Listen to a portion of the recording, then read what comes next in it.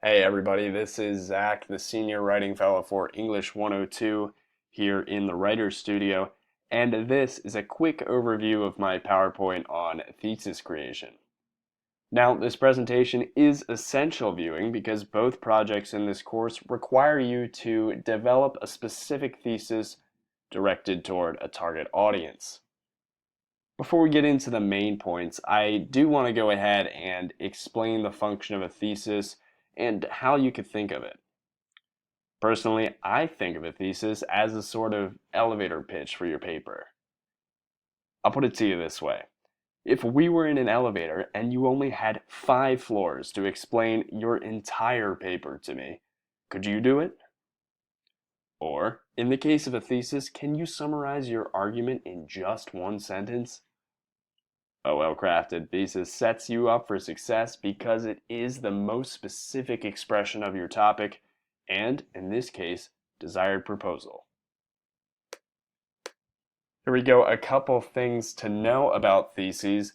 It will take you multiple attempts to craft one because what you're doing is expressing really the essence of your paper in one sentence, and that can be really difficult to balance the specific target of your thesis with the broad nature of it, which means you want to write something specific enough to argue, but at the same time broad enough to sustain with evidence and broad enough to sustain a paper. And with that comes the idea that theses are not simply transitions to the rest of that paper. They're not simply transitions to the body paragraphs. That's a mistake I see often in student writing because the thesis comes at the end of your intro sentence. Sometimes students treat that like a transition to that body paragraph content, but you do want to remember that in that thesis slot, you want to make a really coherent and specific argument, not simply get into the next paragraph's content. And something to remember and keep in mind as well is that theses can be longer. I've seen theses that run from 8 to 10 lines. The reason they're longer than the conventional sentence length is because you are really trying to express those more specific ideas.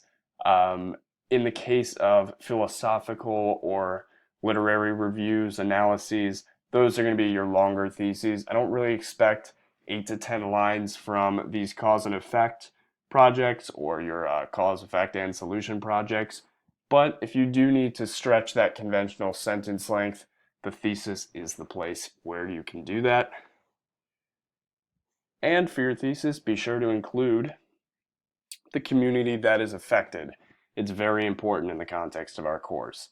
As you know from our discussion boards and from the course content, narrowing down your community and targeting them is really essential in defining not only your topic, but who will be receptive and even advocate on your behalf when it comes to promoting that topic. And of course, for Project 1 in particular, and carrying over to Project 2, you really want to have a clear cause and effect relationship and establish that early on. And for Project 2, you want to have a specific, realistic solution to the project, to the problem presented in the project.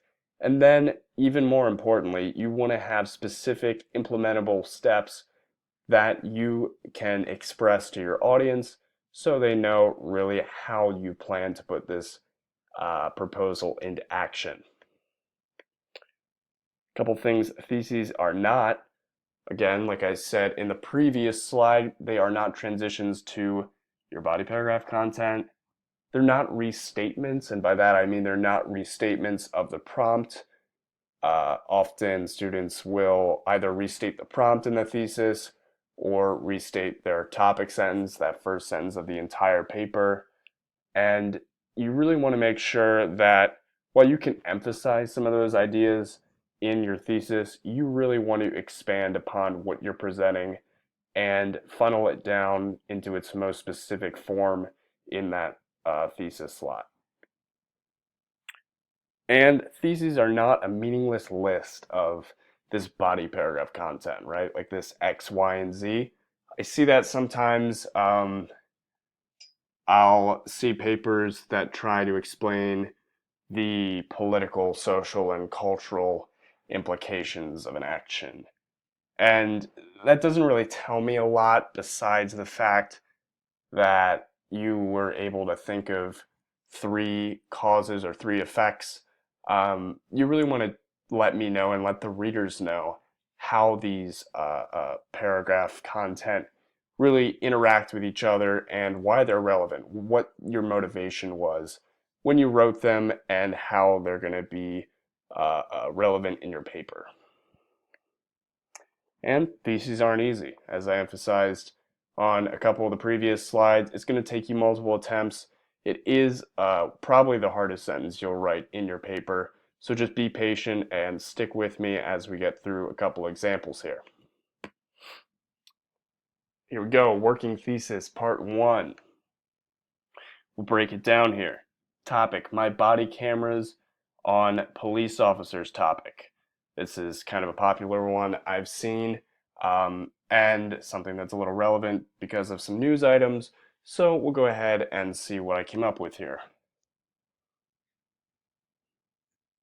So on my first try, I have police officers should be required to wear body cameras. Okay, but I have a couple questions. Why are you arguing this? What's your motivation here? What evidence do you have? How do you plan on supporting this? And what community are you really trying to appeal to? Let's see if we fixed any of these problems in working thesis example number 2. Here's my second try. In order to decrease incidents of police brutality in the city of Phoenix, officers should be required to wear body cameras. In this, you appealed to a certain community, incorporated cause and effect logic from project 1, and you were more specific. So what about this do we need to change? You'll see here in part 3, again I said it's going to take multiple attempts, and we're already on our third attempt. Let's see what we made different in this third version. Here I have Phoenix police officers should be required to wear body cameras in order to decrease incidents of police brutality, while at the same time remaining accountable to the public whom they serve. Okay, this version includes cause and effect relationship. Very essential for project 1, but also for project 2, so your audience can understand the problem in its full scope and why that cause and effect relationship exists, what the surrounding context is. You want a localized cause. Here you'll notice we have Phoenix police officers. So I know we're limiting it to the Phoenix metro area. It'd be a little better if you could give me even a specific neighborhood, but I'll take Phoenix, that's localized enough. And of course, it takes a definitive stance. You're saying that you want to decrease incidents of police brutality, and you're presenting this very specific solution and implementable solution to achieve this goal. But you must avoid should when you're writing. And I put that in there specifically to touch on this point that should isn't really a word that lends itself to evidence. It does really come off as preachy or biased sometimes. So try to use words that relate more to evidence and relate more to the cause and effect relationships.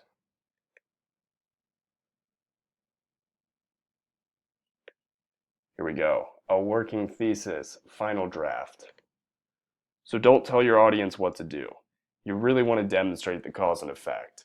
I put those there together to really give you an idea of this show don't tell mentality that writing often involves. We don't just want to tell our audience what exists. We want to show them by using and demonstrating that logic logos of cause and effect relationships. And here we put that into action with the fourth version of this working thesis, which says requiring Phoenix police officers to wear body cameras will ensure that police intervention in crime is more carefully documented, contributing to a decrease in incidents of police brutality, while at the same time ensuring officers remain accountable to the public whom they serve. Now, let's take a moment to reflect on this. Why do you see that you're most likely not going to have the perfect thesis on your first try? I hope I've made that evident with those repeated examples, with some of my comments. So I really wanted to drive that home in this presentation. Again, it takes an average of 3 to 4 attempts, like you've seen here. I read hundreds of student papers a year in my work here in the Writer's Studio, and I also tutor in the Writing Center. So I see a lot of student work, and even then, it still takes me, when I'm doing my own projects, takes me an average of 3 attempts to get that perfect, or at least near perfect thesis. And with that in mind, remember that theses don't have to be permanent. You can always change them. That's why I labeled all these slides. The titles were working thesis. That means you can adjust them. You can really make them serve your community better, your audience, really target that argument better. And now a couple final thoughts. Feel free to experiment with your thesis or even with your writing. I mean, I don't always start with a thesis. Sometimes I start with my topic sentences, and then I let those topic sentences inform the thesis. So I'll decide what my body paragraph content is first, and then I'll find a way to work it all, or at least the important parts, into that thesis. And one of the most important elements here is that it's going to take practice. It takes me a long time still to come up with that perfect thesis. It's going to take a little while. Just be patient, but I know you guys can do it. Couple next steps. If you have any questions regarding this presentation, please be sure to contact your group's writing fellow. You can find their information in Blackboard or on any relevant instructor emails. Other than that, please reflect on what you've seen here. Experiment on your own. Try a couple of these examples on your own, and good luck on your projects.